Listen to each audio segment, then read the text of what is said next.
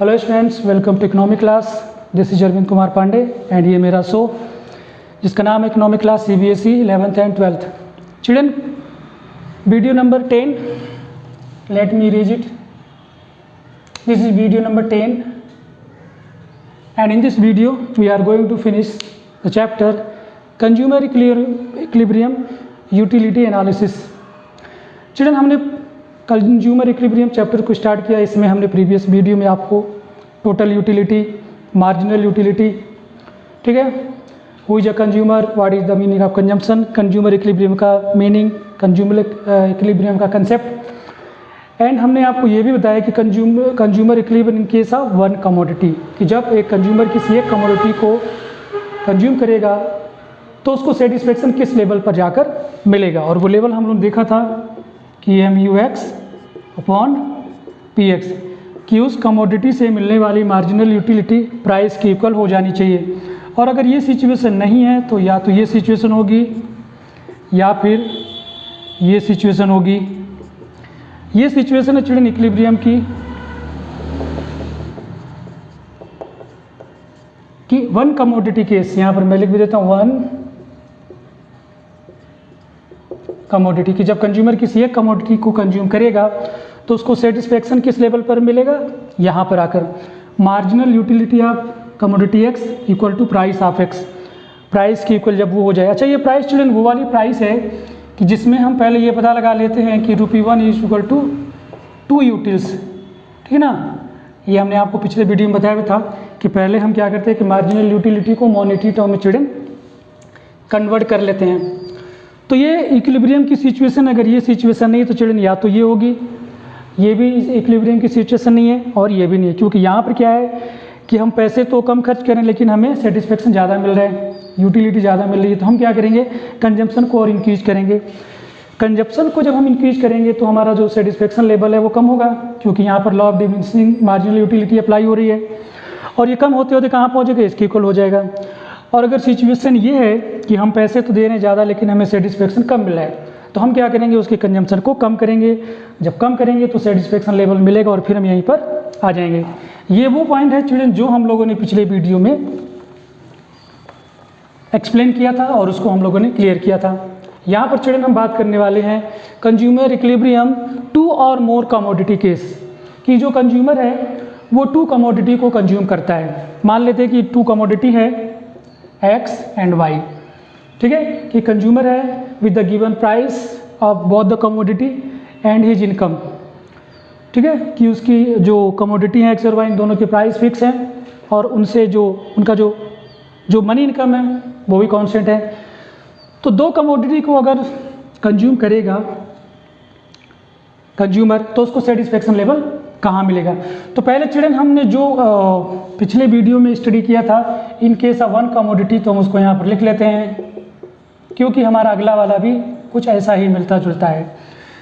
तो चिल्ड्रन जब वो जो कंज्यूमर है कमोडिटी X को कंज्यूम की करता है, मान लो, तो हम ये एज्यूम कर लेते हैं कि उससे जो मिलने वाली सेटिस्फेक्शन है MUX है, मार्जिनल यूटिलिटी, ठीक है।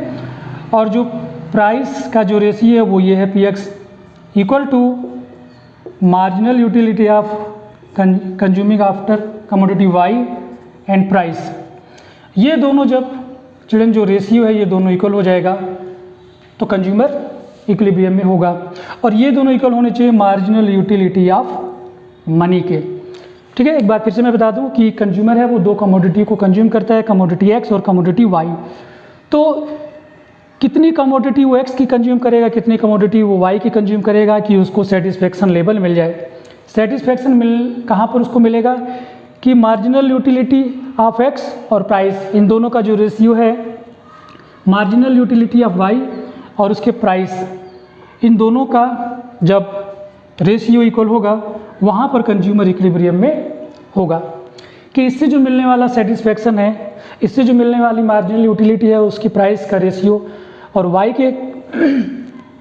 Y से मिलने वाली यूटिलिटी उस प्राइस का रेशियो, ये दोनों आपस में इक्वल होंगे तो कंज्यूमर इक्विलिब्रियम में होगा।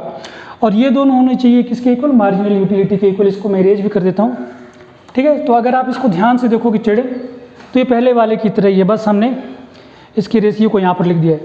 अब अगर ये सिचुएशन नहीं चिल्ड्रन तो कौन सी सिचुएशन होगी, तो हमारे पास सिचुएशन होगी MUX upon PX is greater than MUY upon PY। ये चिल्ड्रन सिचुएशन वो है कि जो कंज्यूमर है जब कमोडिटी X को कंज्यूम करता है तो उससे जो मिलने वाला जो यूटिलिटी है वो Y से मिलने वाली यूटिलिटी से ज़्यादा है। तो क्या होगा कि कंज्यूमर को इसके X के कंजम्पशन से ज़्यादा यूटिलिटी मिल रही है तो वो इसके कंजम्पशन को इंक्रीज करेगा। जब इंक्रीज करेगा तो because of law of diminishing marginal utility इससे मिलने वाला सेटिस्फेक्शन कम होगा, और कम होते होते कहाँ तक, कब तक कम होता रहेगा, जब तक ये दोनों आपस में इक्वल नहीं हो जाते हैं। तो ये भी इक्विलिब्रियम की सिचुएशन नहीं है। एक और हमारे पास सिचुएशन चिल्ड्रन आ सकती है कि MUX upon PX is less than MUY upon PY। यहाँ पर चिल्ड्रन इसका सिचुएशन का मतलब ये है कि जो कंज्यूमर है जब वो कमोडिटी Y को कंज्यूम करता है तो उससे जो मिलने वाली यूटिलिटी है X से मिलने वाली यूटिलिटी से ज़्यादा है। तो कंज्यूमर क्या करेगा कि Y के कंजम्पशन को इंक्रीज करेगा। जब Y के कंजम्पशन को इंक्रीज करेगा तो इससे मिलने वाला जो सेटिस्फेक्शन है because of law of diminishing marginal utility decrease होगा, और डिक्रीज होते होते वो यहाँ तक आ जाएगा।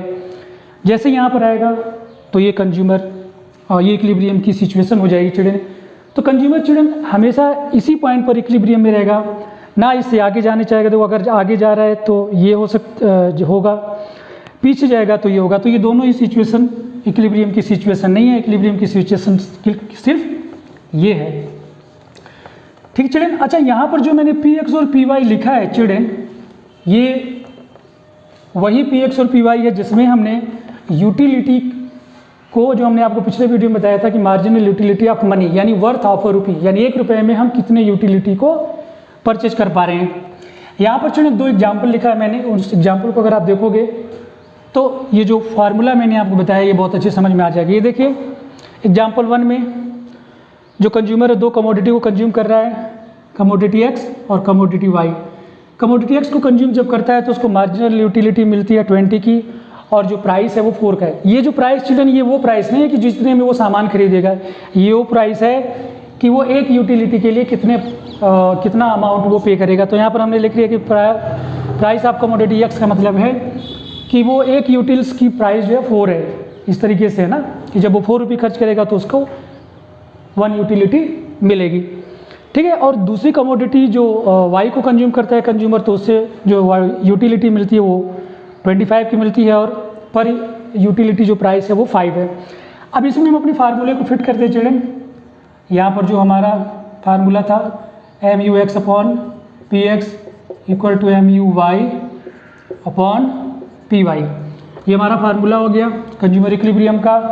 हम इसमें दोनों के वैल्यू को सब्स्टिट्यूट करते हैं, यहाँ पर रख लेते हैं। देखो MUX हमारा दिया हुआ 20, प्राइस है इसकी 4, MUY है हमारा, ये देखिए आप 25, ये आप 25 लिख लीजिए, और इसका प्राइस है 5। तो 4 5 जो 20, आप इसको डिवाइड करेंगे, सॉरी ये 5 हो गया, और ये हो गया 5 5 जो 25। तो हम कह सकते हैं कि कंज्यूमर इक्विलिब्रियम की सिचुएशन में है, क्योंकि X से मिलने वाली यूटिलिटी Y से मिलने वाली यूटिलिटी के इक्वल है। एक और एग्जांपल है, उसको भी हम देख लेते हैं चिल्ड्रन। इसको मैं अरेंज करता हूँ, आई होप कि आपको समझ में आ गया होगा। उसके बाद चिल्ड्रन दूसरा हमारा ये है, यहाँ पे फार्मूला वही रहेगा चिल्ड्रन। हम लिख लेते हैं MUX upon PX equal to MUY upon PY। यहाँ देखिए चिल्ड्रन, जब X को कंज्यूम करता है तो 25 यूटिलिटी मिलती है, प्राइस है उसका 5, और जब Y को कंज्यूम करता है तो उससे 30 यूटिलिटी मिलती है उसको 30, और प्राइस है इसका 5। प्राइस दोनों का चिल्ड्रन सेम है कि एक यूटिलिटी को कंज्यूम करने के 5 रुपये उसको खर्च करने पड़ते हैं।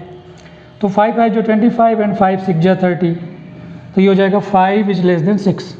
तो चिल्ड्रन कंज्यूमर यहाँ पर इक्विलिब्रियम में नहीं है, क्योंकि जब कंज्यूमर Y को कंज्यूम करता है तो उससे मिलने वाली यूटिलिटी X के कंजम्पशन से मिलने वाली यूटिलिटी से ज़्यादा है। ठीक है ना।